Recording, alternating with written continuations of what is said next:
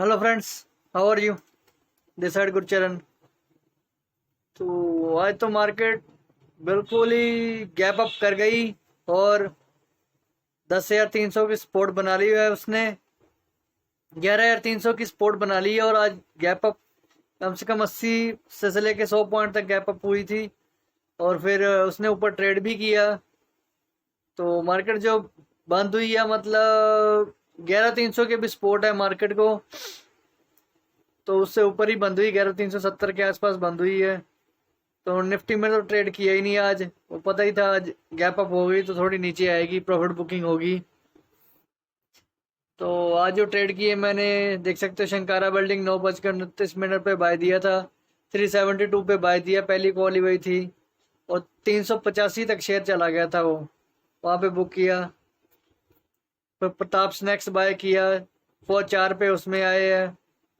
फिर आईओसी में movement, starting में मूवमेंट आई तब मैं लेट हो चुका था, तो होल्ड है ये शेयर आईओसी का। एसबीआई में भी मैं लेट हो गया, 201 पे बुक करके निकल गए, क्योंकि गैप अप होने से सारा सिस्टम बिगड़ जाता है जो ऐसे शेयरों का होता है। जैसे आईओसी, एसबीआई, जो निफ्टी फिफ्टी के शेयर होते हैं वो तो उसी तरह से चलेंगे ना। बाकी शेयरों में पूरा बूम हुआ। राणे होल्डिंग था, अभी मैंने आपसे वीडियो बनाई है, यूनियन बैंक के नतीजे आ चुके हैं, उसके बारे में डिस्कस करूंगा। तो चैनल को सब्सक्राइब कर लो, लाइक कर दो और शेयर कर दो। तो एसबीआई के बाद राणे होल्डिंग बाय किया था, 505 में बाय किया था, 515 तक चला गया शेयर वो, वहां पे बुक किया। कोटक महिंद्रा एवरेज की 1340 तक, फिर उसके बाद 1340 के बाद 1345 पे बुक कर लिया वो। H D F C buy किया 1810 पे, 1815 तक चला गया, 1049 पे बाय किया। बजाज ऑटो बाय किया 3055 से 3065 तक गया वो, वहां बुक किया 13 पे। फिर इंडेसेंट में स्टॉप लॉस हिट हो गया 3 रुपए का, 518 से 515, जैसे ही ब्रेक किया 512 का टारगेट था, वो 512 हो गया था। राजेश एक्सपोर्ट बाय किया था 472 से 475 तक चला गया एंड में। तो मतलब 8 कॉल बुक की है आज मैंने इंट्राडे में, और वीडियो अपलोडेड आप देख सकते हो। अभी यूनियन बैंक के नतीजे आए हैं, उसके बारे में डिस्कस करूंगा। इससे डिस्कस करने से पहले मैं आपको बोल देता हूं, जिसने भी ये शेयर बाय करना है, सिंपली आप एक इस शेयर में ये बहुत बड़ी खास है। ये देखो, ये जो बैंक है सरकारी बैंक है, इनका बिजनेस बहुत बढ़िया, बहुत ज्यादा बड़ी कम से कम आप सोचोगे, मैं आपको दिखाऊंगा। लॉस जरूर खा रहे हैं, मैंने आपको पहले भी जैसे इंडियन ओवरसीज का बैंक के बारे में बोला था, देखा उसमें 5% तक ऊपर खोला था वो। फिर मार्केट के हिसाब से अभी 30 रुपए पे शेयर मिल रहा है ये। आप एक चीज मैं आपको दिखाऊंगा, ईयरली डाटा देखो इसका, 16, 17, 18, 19, 20, हर साल देखो इसका बिजनेस देखो आप, 25,000 करोड़, 23,000 करोड़, 22,000 करोड़, 22,000, 25,000 करोड़। तो मतलब कि आप एक चीज नोट कर लो, हर साल 25,000 करोड़ के आसपास ये बिजनेस कर रहा है, ठीक है। 25,000 करोड़ कम नहीं होता। अभी इसका मर्जर भी हो चुका है, कॉरपोरेशन बैंक और एक और बैंक है, मैंने मेंशन किया हुआ, आपको आगे बताऊंगा। तो मर्जर हो चुका है, और ये टोटल इनकी इनकम जो बन रही है 32,000, 32,000, 32,000, 34,000, 37,000 करोड़। मतलब उन्होंने एवरेज हर साल ये 35,000 करोड़ की इंटरेस्ट अर्निंग ये कमा रहा है हर साल। उसमें खर्चे निकाल देते हैं, ये टोटल ऑपरेटिंग एक्सपेंस निकालने के बाद यहाँ पे ये प्रोविजनिंग बहुत ज्यादा रख देते हैं, हर साल प्रोविजनिंग रख देते हैं, जिनकी वजह से इसको लॉस का मुंह देखना पड़ रहा है। देखो आप, 13,000 करोड़ से 12,000 करोड़, मतलब ओनर एवरेज 11-12 हजार करोड़ प्रोविजन रख देते हैं। तो जाके मेरा नेट प्रॉफिट एंड लॉस 3 सालों में थोड़ा सा कम हुआ है, 5,000 करोड़ माइनस में, लॉस में इसीलिए आया क्योंकि मैंने प्रोविजनिंग रख दी है। ये सरकारी बैंक प्रोविजनिंग इसलिए रखते हैं ताकि आने वाले टाइम पे इनका अगर लॉस होता है तो अगर कोई बिजनेसमैन इनके पैसे मार जाता है तो यहाँ से ये सारा का सारा पैसा ट्रांसफर कर सकते हैं ये। अगर खुदा ना खास्ता अगर ये नहीं बैड डेट नहीं होते तो सारा का सारा कहीं ना कहीं जो प्रोविजनिंग कर रहे हैं, इनको प्रोविजनिंग अकाउंट को शेयर होल्डर के अकाउंट में ट्रांसफर करना ही पड़ेगा, तब इसके शेयर का भाव ऑटोमेटिकली बढ़ेगा ही बढ़ेगा। कम से कम इनका पीरियड होता है 5 साल या 10 साल का या 8 साल का एनपीए का पीरियड होता है। अगर ये एनपीए नहीं होते उस टाइम में तो इनको ये शेयर अकाउंट प्रीमियम में इनको ट्रांसफर करनी ही पड़ेगी। ये एंट्री जो प्रोविजन में एंट्री डाल देते हैं, हर बैंक जो डाल रहा है, आने वाले टाइम में इनको ये मल्टी बैगर शेयर्स भी हो सकेंगे।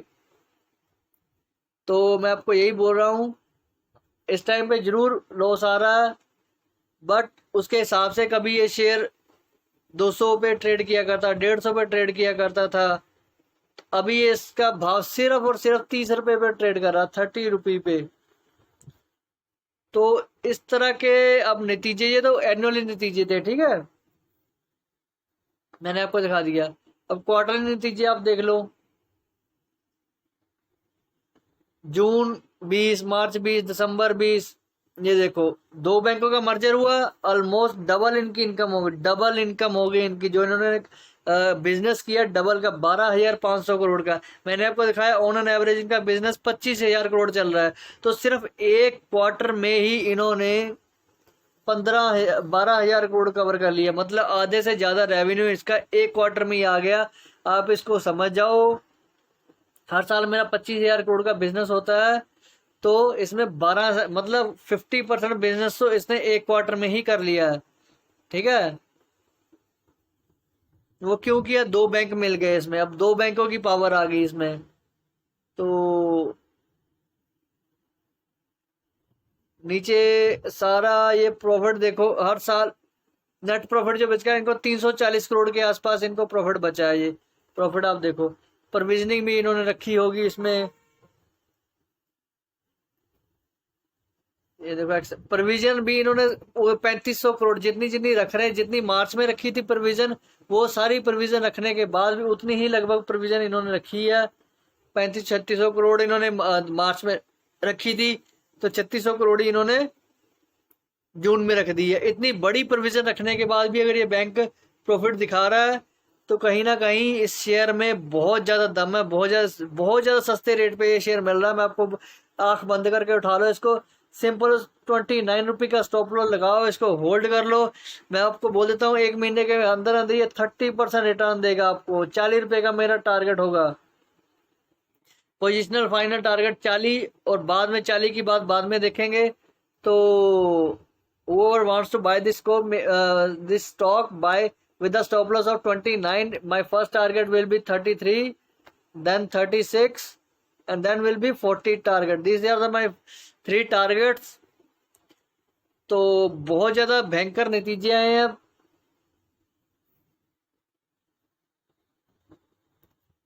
ठीक है, 340 करोड़ प्रॉफिट हर साल। आप देखो हर क्वार्टर में लॉस दिखाया था, 1100 करोड़, 1200, 2700 करोड़ मार्च में इन्होंने लॉस दिखाया था। इस क्वार्टर में इतना बड़ा बिजनेस किया इन्होंने, क्योंकि आपको पता है कोविड-19 की सिचुएशन है, तो सारा का सारा न्यू बंदा जो बिजनेस अपने सेटअप करने को लगा रहा है, तो वो कहीं ना कहीं फाइनेंस बैंक के थ्रू ही लोन ले रहा है। ये बैंक्स लोन प्रोवाइड कर रहे हैं, तो इनको बैंक को बिजनेस अपॉर्चुनिटी मिली हुई है इनको इस तरह की सिचुएशन में। तो जैसे आपको पता ही है कि इनका बिजनेस बढ़ेगा, किसी भी स्टॉक का बिजनेस बढ़ेगा तो ऑटोमेटिकली स्टॉक पे इफेक्ट पड़ेगा ही पड़ेगा। तो क्वार्टरली नतीजे 340 करोड़ अपने आप में ही एक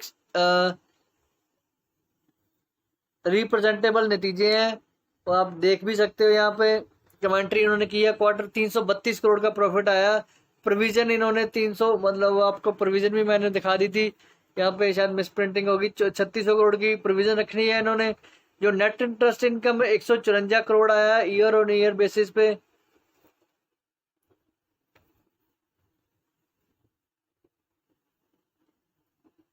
एक 154% बढ़ा है वो नेट इंटरेस्ट इनकम। मतलब 6400 करोड़ के पास इनकी नेट इंटरेस्ट इनकम ही बढ़ गई है इनकी। ठीक है, आपको 12,000 करोड़ का बिजनेस हुआ तो उसमें नेट इंटरेस्ट इनकम 6400 करोड़ की है। और अगस्त 332 करोड़ का। ऐसे देखो, दो बैंकों का मर्जर मैंने बोला था, कॉर्पोरेशन बैंक और आंध्रा बैंक, दो बैंक मिल गए इसमें। तो कहीं ना कहीं profit in the year ago बस 224 करोड़ था जून 2019 में। तो मार्च 2020 में इन्होंने 2500 करोड़ का लॉस दिखाया था, तो अभी 332 का प्रॉफिट आया। तो ये बहुत ज्यादा शानदार नतीजे है।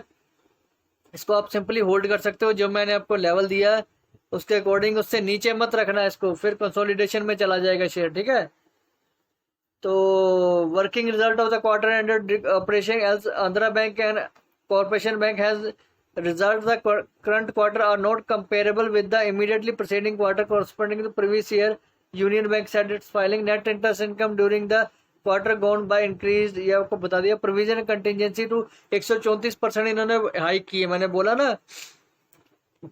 3500-3600 करोड़ के पास इन्होंने प्रोविजनिंग रखी है। यूनियन बैंक साइड एडिशनल जो उन्होंने कोविड-19 की रखी है वो 343 करोड़ की प्रोविजन एडिशनल रखी है इन्होंने। On the assets quality front gross NPA as percentage of gross advance rose by 80 basis point sequentially to 15% but the NPA decline. NPA इनके जो नॉन परफॉर्मिंग एसेट्स है वो कम हुए हैं, 5% से कम हुए हैं जून क्वार्टर में, तो ये काफ़ी अच्छी बात है। Net interest income for the quarter one increase 48% to 1462 crore तक आए हैं, तो बहुत ज़्यादा शानदार नतीजे हैं। तो आप इसमें पोजीशन बना सकते हो मंडे के वाले दिन। तो यही मेरी तरफ से एनालिसिस था इस यूनियन बैंक का। अगर वीडियो आपको अच्छी लगी तो शेयर करो, लाइक करो। Thanks, Gurcharan hair.